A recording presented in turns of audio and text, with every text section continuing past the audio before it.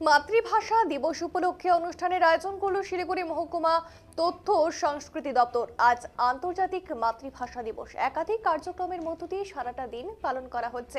একইভাবে শিলিগুড়িতে রাজ্য সরকারের মহকুমা তথ্য ও সংস্কৃতি দপ্তরের পক্ষ থেকে আন্তর্জাতিক মাতৃভাষা দিবস পালন করা হয়। শুক্রবার এই দিবস উপলক্ষে একাধিক অনুষ্ঠানের আয়োজন করে এই দপ্তর। এদিন দপ্তরের কার্যালয়ে সঙ্গীত নৃত্যানুষ্ঠান সহ একাধিক অনুষ্ঠান আয়োজিত হয়। শিলিগুড়ি শহরের বিশিষ্ট শিল্পীরা এই অনুষ্ঠানে অংশগ্রহণ করেন। অনুষ্ঠানে উপস্থিত ছিলেন এসডিও আইসিও জয়ন্ত মল্লিক সহ অন্যান্যরা। পূর্ণ মর্যাদার সাথে দিনটি পালন করা হয়।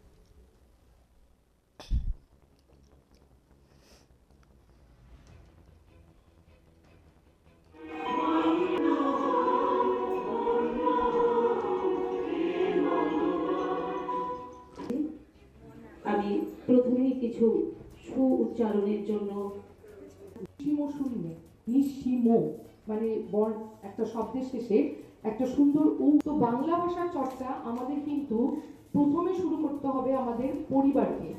মানে কি, আমরা যখন আমাদের সন্তান কিন্তু বিদ্যালয়ে ইংলিশ এই ভাষাটার প্রতি খুব গুরুত্ব রয়েছে।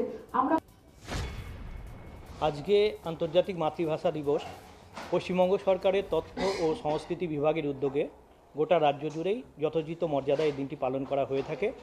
রাজ্যের প্রতিটি জেলা এবং প্রতিটি মহকুমা দপ্তরের পক্ষ থেকে আমরা প্রতি বছরের মতো এবছরও আন্তর্জাতিক মাতৃভাষা দিবস পালন করছি।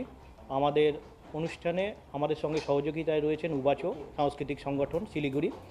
আমাদের অনুষ্ঠান আনুমানিক 1 থেকে 1.5 ঘন্টার অনুষ্ঠান হবে।